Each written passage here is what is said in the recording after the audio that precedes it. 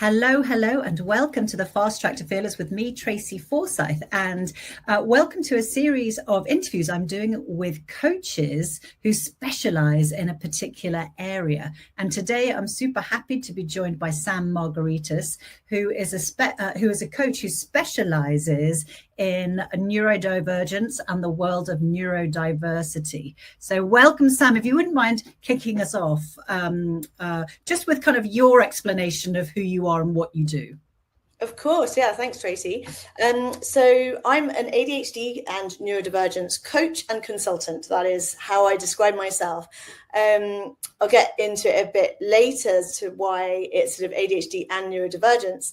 But I have previously worked in the film and TV industry for about 25 years in all the different positions, senior leadership positions. And then I realized that it was sort of a lack of communication that really caused the majority of the problems in workplaces.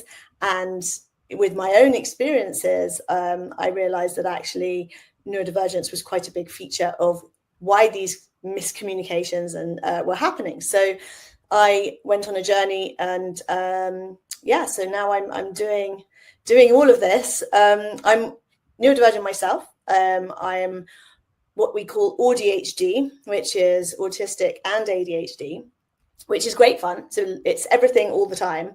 So I'm a sort of all or nothing or everything all at once. It's great. Like that Hollywood movie, everything, everywhere all at once. Yeah, that's it. So that's sort of me. And for my coaching, I use an executive functioning framework because it's sort of, there's a 30% developmental delay with neurodivergence with executive functioning skills.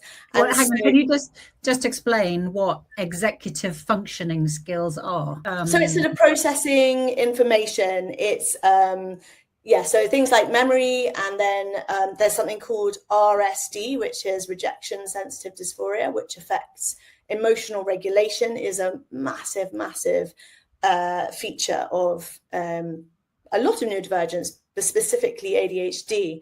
And I think that's probably the biggest cause of any problems that occur. So that's one big one that we focus on quite a lot. But I also use a sort of neuroscience-based approach to mental fitness at the same time, to kind of work with the skills and the sort of the pre-existing skills that we all have. It's called positive intelligence. I don't know if you're aware of that already.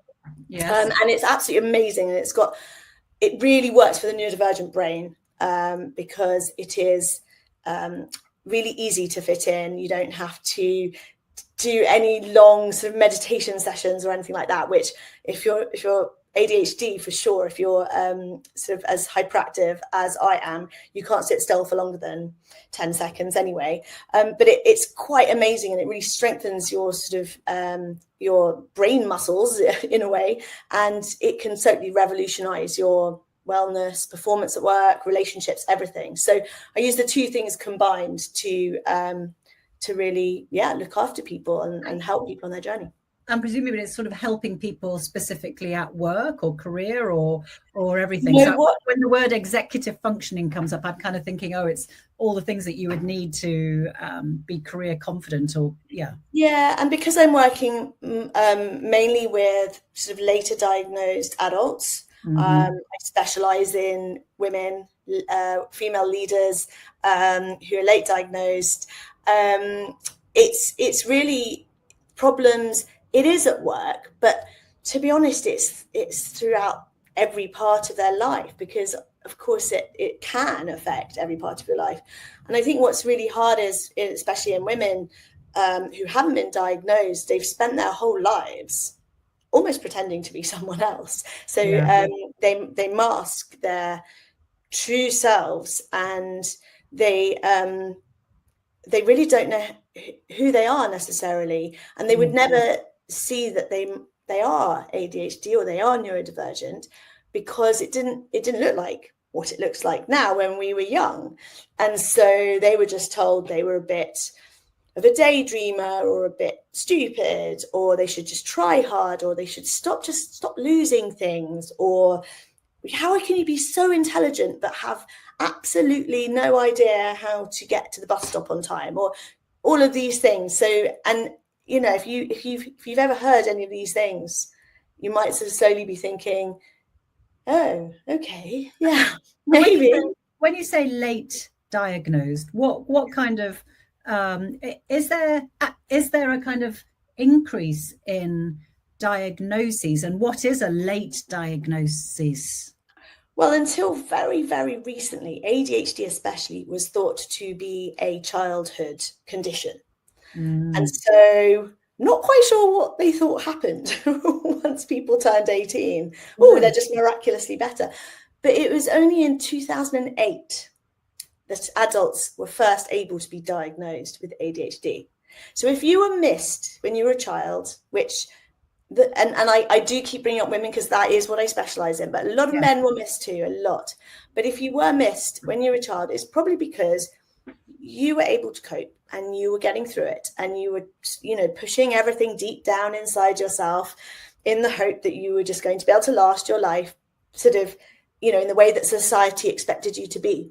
And so, yeah, it's sort of, it does feel like, and I think there's a lot of talk at the moment, so, jumping on the ADHD diagnostic bandwagon and all of this, and everyone's being diagnosed these days. But I think if you remember, or if you bear in mind that adults weren't able to be diagnosed until 2008, also 90% of neurodivergence over the age of 50 are undiagnosed. That's 90%. That's huge. So we are going to hear about all these people getting diagnosed, and that's brilliant because, and sort of, I suppose this is slightly where coaching comes in, because adults get diagnosed and then they're like, oh, that explains everything, but then they're left to it. Then they're like, now what? Yeah. And now what? And there's nothing else. Also, the other thing that's insane is that it's even now it's understood that 50 to 70% of autistic people are also ADHD.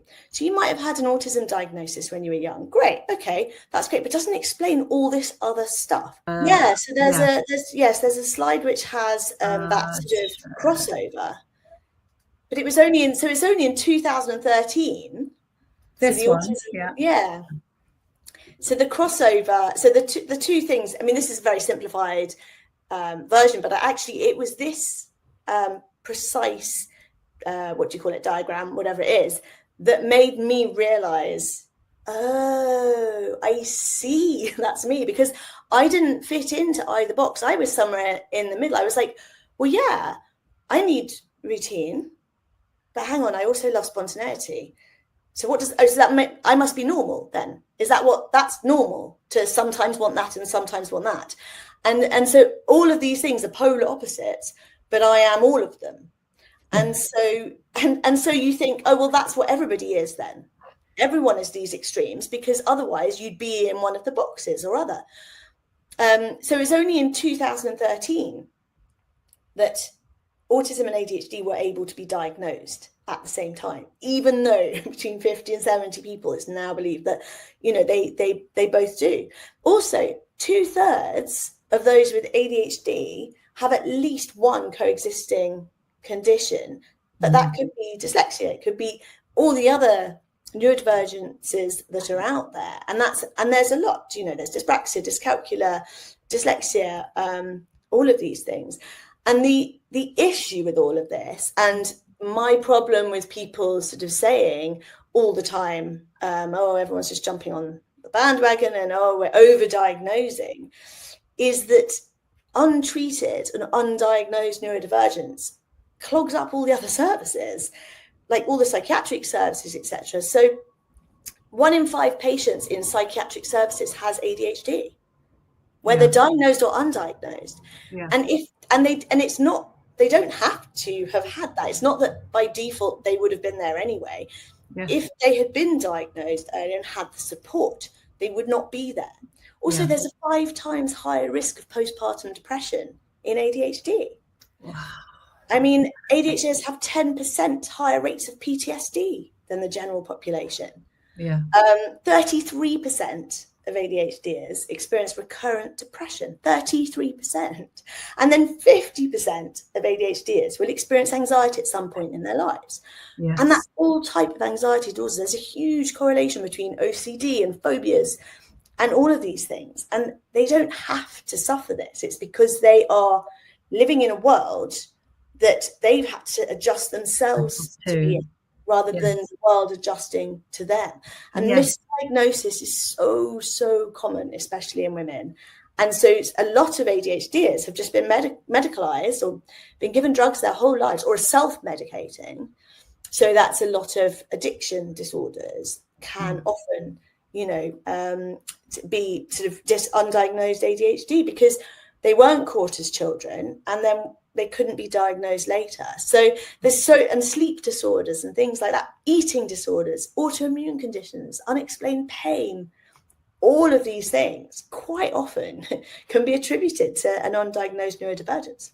Well, that's what I found very, very interesting. I from speaking to you before, I always used to hear about it as saying, oh, it's a spectrum, like a line. And that's not the case, is it? It's more, tell me. Yeah, so it's not sort of, if you're autistic or ADHD, it's not less autistic to more autistic, as a lot of people think, because everybody says, well, it's a spectrum. You're very autistic. You're not very autistic at all. What it is, in fact, is more of a sort of circle. Yes. And it's got sort of all the different sort of traits and challenges and strengths and whatever else round the outside, and people can have you have to sort of have significant problems in, I think, more than 5 areas to be diagnosed, but these can be totally different areas. So again, sort of not one neurodivergent person looks like another, so you can look totally different. And that's the other thing that I'm picking up, is that if you've got one, then it's very rare that that's just isolated as one neurodivergence. Yes. And actually, I must just sort of make, because I just always used to say neurodiversity. Oh, and here, oh, I'm neurodiverse. But you are saying, using the word neurodivergence. Can you just clear up the difference between neurodivergence and neurodiversity? Well, I mean, essentially, neurodiversity is like biodiversity. It's everyone, just like biodiversity is everything. So it's just like neurotypical people, or the people that don't have any kind of difference. Yeah, so neurodivergence diverges from the norm. So you've got neurodiversity, which means every single person is different anyway. And then you've got neurotypical and neurodivergence. Neurodivergence are diagnosed when they have difficulties in certain areas, that significant difficulties that has an impact on their day-to-day life. Yes, and it's not a mental health illness. It's not anything like that, which is why a lot of people go away from the disorder and the condition, the words like that. It's very much just your brain is literally physically wired differently. And we're just using part of the ecology, and I don't know whether that's the right word, of mankind or humankind. Yeah, absolutely that. And we are supposed to exist. We have incredible skills that in tribal times we would have sort of helped the pack survive. That the sort of anxiety of the ADHD will sort of warn the pack that danger is there. The problem is, because we start overusing these things in non-tribal conditions, it does become a problem. But that sort of high alert and the ability to think quickly and react in situations is a huge asset to the survival of the human race. So there's and actually I think, and this is my own personal idea, but I do think that within 10-15 years we'll have discovered that it's really 50-50. It's neurodivergent, neurotypical, and we're just using different parts of our brains, and we should all get together happily and everyone will be okay, and because everyone's got a place in this world, so yes, exactly. But the world is built for predominantly for neurotypical people. And this is the problem. So if we adjust the environment for everybody to thrive, everybody will thrive. And that's the same with with our consultancy. We go into companies and we can do very, very cost effective. I mean, it's practically no money needs to be spent to adjust an environment so that everybody thrives, and it's proven. I've got friends who are coaches for senior leaders within school systems, because they've been head teachers for years and years and years, and they've tried and tested. They have adapted the school to suit the neurodivergent brain, and their kids have all thrived with their mental health. Is that called the social model, where basically it's about it's not, is it equity rather than, no, there's like there's that thing where actually everybody has the same opportunity. You don't make any adjustments. It's just that you don't have the barriers there in the first place. Exactly. They're just not there in the first place. Exactly. Just make it okay for everybody. So it's that brilliant. I should have given you this cartoon, the one where the fish asking the fish to climb the tree. That wonderful picture of the animals lined up, and you say, I want you all to do the same test. You all need to climb to the top of that tree. And obviously the monkey's going, yeah. And then the elephant, the giraffe, the fish are all like, yeah. Not sure how I'm going to do that. I mean, it's it's as simple as that. It really is. And so you are an ADHD coach and neurodivergence consultant. Yeah. I mean, a part of it is like, what me and lots of people worry about, using the wrong terminology. But can you just tell me, what are the kinds of reasons that either individuals or companies come to you for your coaching services? Yeah, no, absolutely. I mean, the main thing is that, well, first of all, if you manage to get to the top of the sort of 7 or 8 year waiting list and actually get a diagnosis, there's no support. You have this piece of paper saying, oh, I can make sense of your life now, because this is how you've gone through life, and this is how your brain is different. But then moving forwards and sort of understanding then what you need is not explained to you. There's no support to be able to move through that. You may have picked up all sorts of things on the way. Unmasking is huge. So sometimes upon diagnosis, your whole world can kind of slightly crumble, and actually you're like, oh my God, why did I do that? I was fine. I was absolutely fine. Why did I get a diagnosis? And the unmasking process can be super intense and disturbing. And you're like, who am I?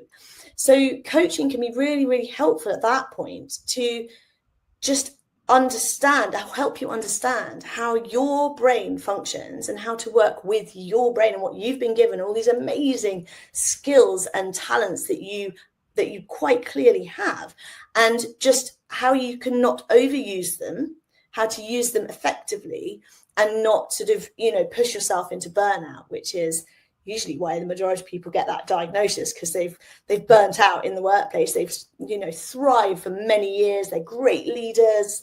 And then suddenly they're like, oh my God, menopause comes along and they can't cope anymore. And it's not. Yeah.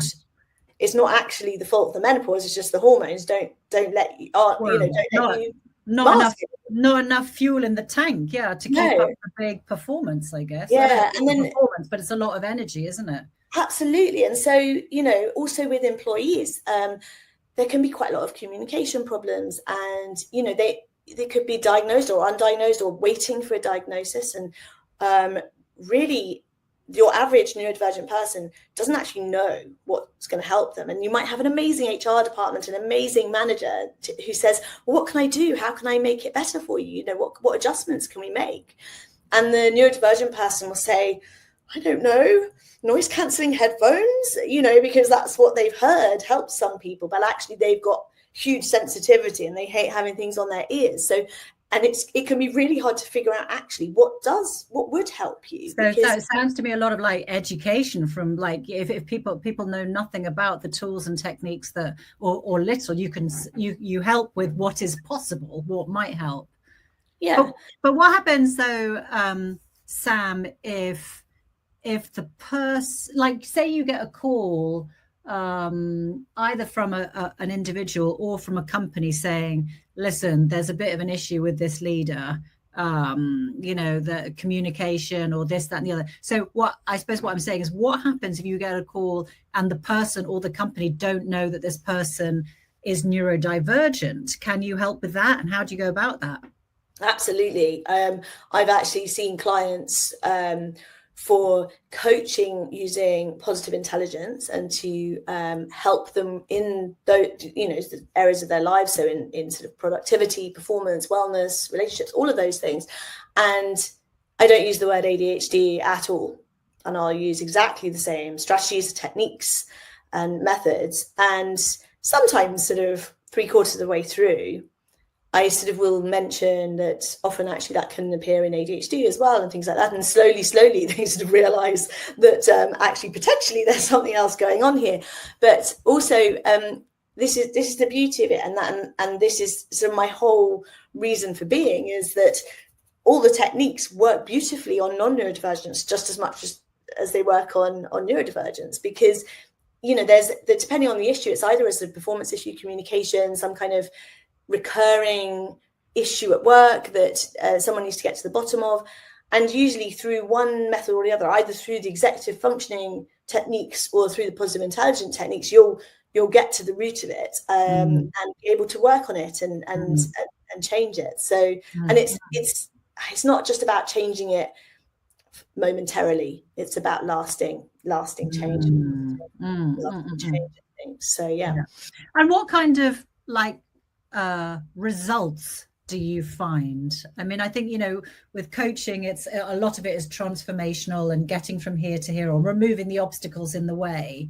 So what are the kind of results that you might experience or work towards? Yeah, so I mean, I have a client at the moment who I've coached through finding a job, going to interviews and securing a job and being able to talk about their neurodivergence in an interview and get the job. And now she's absolutely thriving and really enjoying it. And it's, she was able, which she hadn't been able before to sort of, she felt unable to say it because she hadn't got the actual diagnosis yet. She was on the waiting list for so long.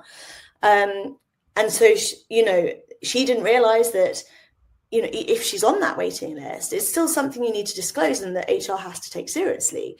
And so she did disclose it. And it turns out the manager of the HR team is also ADHD, and was like, oh, great, I totally understand then. So let's do this, this, and this, and knew how to communicate with her. So I think it's helping people become happy in themselves and to understand how to work with their brains and be able to move forwards. It's about moving forwards at the end of the day, not feeling so stuck.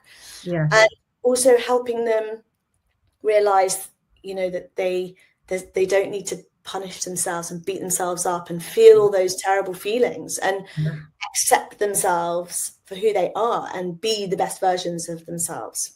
Yeah, I mean, because let's face it, so many people are so self-critical and have all these kind of internal, saboteurs that say you are not enough, you are not, it must be you, self-judgmental and all that kind of thing. So, when you add that into the mix, it's must be absolutely exhausting.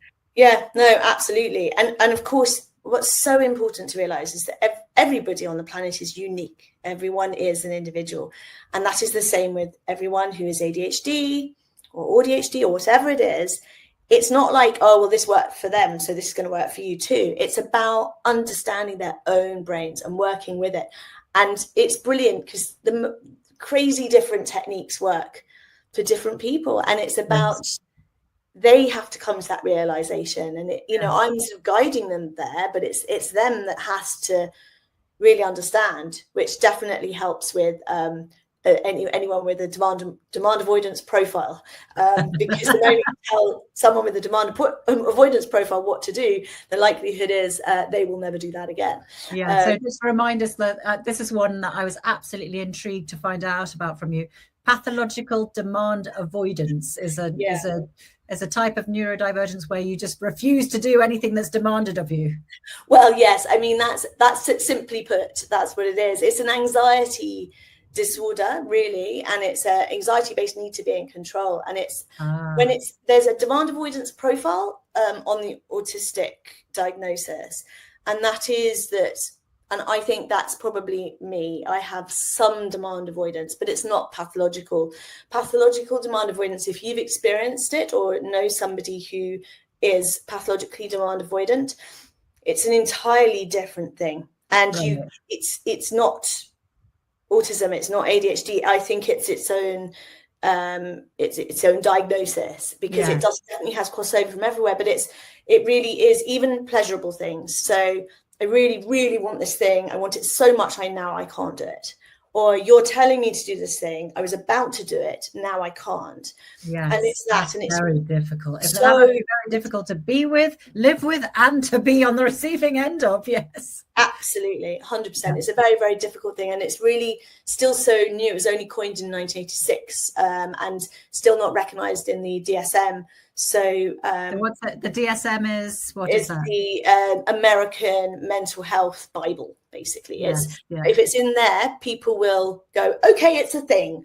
If it's not in there, people will say, oh no, it doesn't exist. So is it, like, actually we never said what ADHD is, but we're kind of assuming everybody else that let me see if attention deficit hyperactivity disorder. That's the one, yeah. Okay, but there's also ADD, and there's the attention deficit disorder without the hyperactivity, is it? Yeah, so now I think everybody's diagnosed ADHD, and you have combined type, which is both, or you have hyperactivity, or you have the other one, which I forget. The one without the hyperactivity, which is called something else. Yes. Anyway, so you can have one or other, or you can have them combined, and I'm combined as well as autistic, so I've just got everything. I'm so lucky. Yes. Yeah. Now I know that you have a consultancy, or you're also a consultant. Are you able to talk about how you go in and help companies or advise companies at all? Because I'm sure like running companies these days, I think it's a scary world out there. How do you kind of keep everybody happy? How do you look after everybody's needs and still drive a business and still make a profit, etc.? So what are the problems that come up from companies, and how do you help? Well, this is it. And so my business partner Robin and I, we started up our company, which at the moment is called Neurodivergent in Film and Television, because it was NDFTV, and we're actually about to change the name, so I probably won't talk about that too much. But because we both spent a lot of time in the film and television industries, and because they're actually a huge overrepresentation of neurodivergence within our industry. I've had 25 years experience, and most recently I was the managing director of a company for 11 years. So I have run a team, and it was only really when I did a deep dive on our culture and was sort of looking at the way people interacted and understanding there were a couple of people who I knew were neurodivergent, but that was it. I just didn't quite understand why things were getting lost in translation quite often. And it was really only when I brought in an external neurodivergence consultant, I thought I'd just try it out. And suddenly everything just fell into place. And everybody just suddenly understood how to communicate with each other, with some work. We didn't need to do anything. We didn't need to make any. Was that because within the team, people realized that there were people who were neurodivergent in it? Yeah. And I think they realized that, And it was understanding that this person's not complaining about it being cold because they're just a moaner. It's because they have huge sensory difficulties, and actually it's really painful for them, and now they can't do any work because they're too cold. And just those little understandings. So education for me is really, really important for people to know what neurodivergence actually is. Yes. So we basically do bespoke sessions. We go into companies, we talk about what it is, and then how to create inclusive workplace cultures to be, to be able to enable everybody to thrive. And actually what it does is just really, it's all about the bottom line. You will make more money if your people are okay and happy. So I think that's sort of the way I sell it, because I'm commercially minded, and I understand that companies need to make a profit, and they also need to keep their employees. They need to retain employees. They don't want them to be leaving because of mental health difficulties, etc., etc. And the more people understand what it is, the more they can then sort of see when it might be going wrong slightly, and then they will be able to get the help in that's needed at that moment. So we do sort of neurodivergent strategy and policy work with HR. We do bespoke sessions for either sort of senior leadership teams or employees. Also within the industry, we do sort of script consultancy, and show consultancy. When you're setting up a show and you've got neurodivergent cast that it's about, working out how to not destroy people while they're doing it. It's a very punishing industry, but also because we both understand the pressures that you have on set in the film and TV industry.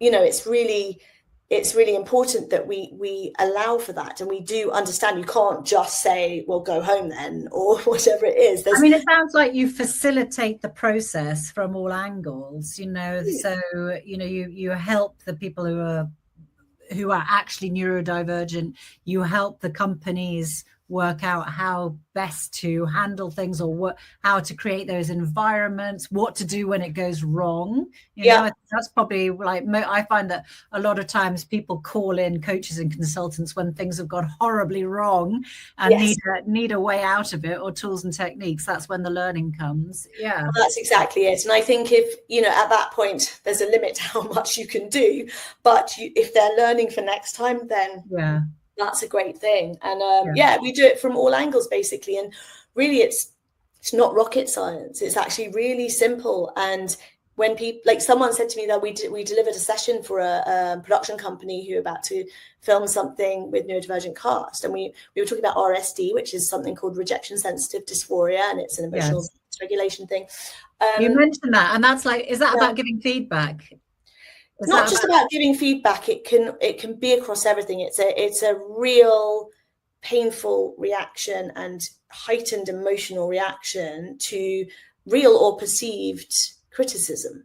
So it could be being looked at strangely can actually make someone feel in pain or want, you know, so it can result in like big tantrums. And, you know, it is especially in sort of kind of, I suppose, celebrities who might look diva-ish in their response. That could actually be all down to the way something was delivered to them. And just if you're mindful that there's this thing called RSD, and you know how to account for that in your delivery and your interaction, then that can make all the difference. And it can take that sort of awfulness away from your production. And someone said to us afterwards, I mean, it was so amazing. We had this exit interview with one of our sort of freelance members of staff.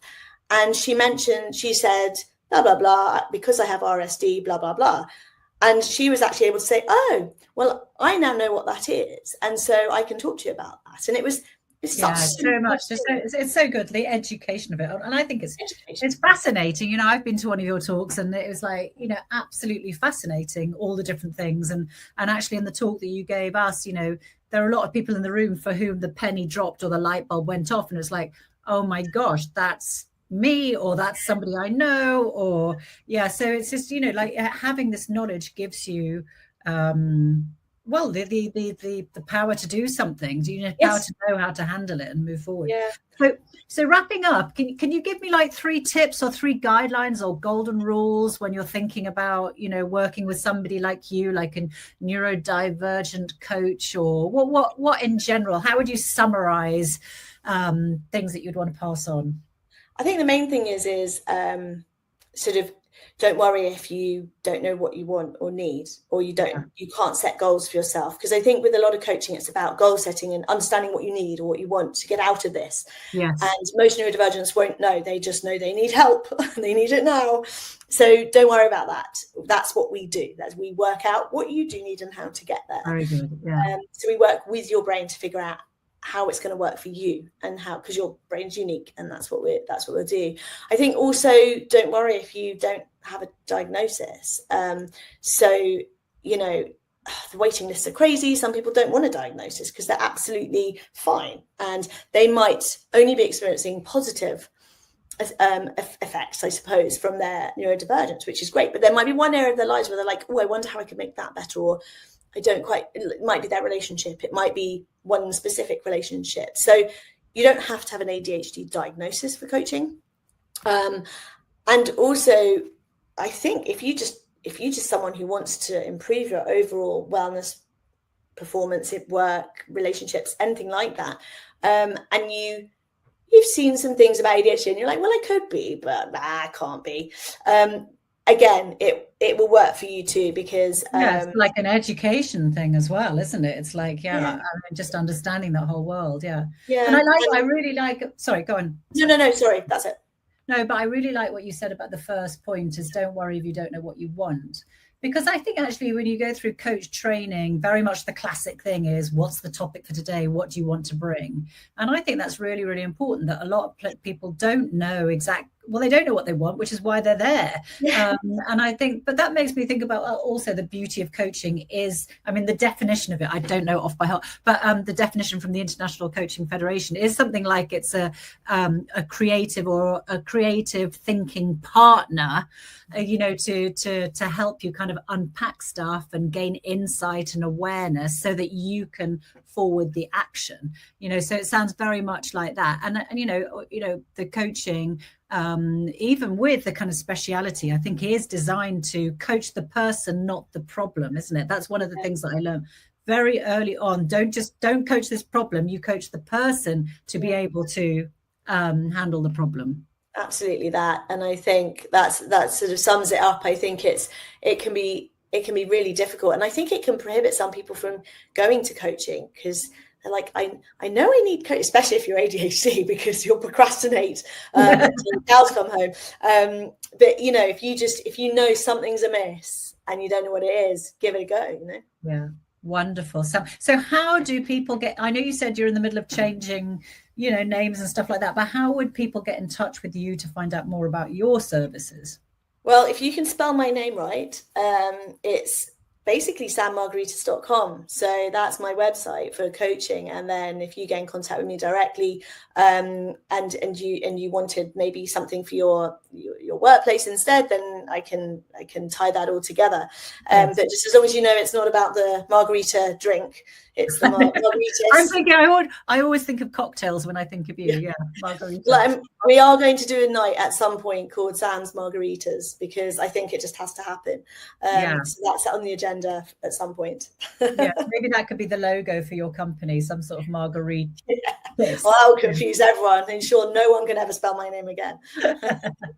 All right. Thank you so much. That was so informative. And I think it's absolutely fascinating. And I'm sure you are helping and will be helping so many people and so many companies and the industry at whole and beyond then, be the creative industry. So thank you very much indeed for speaking with me.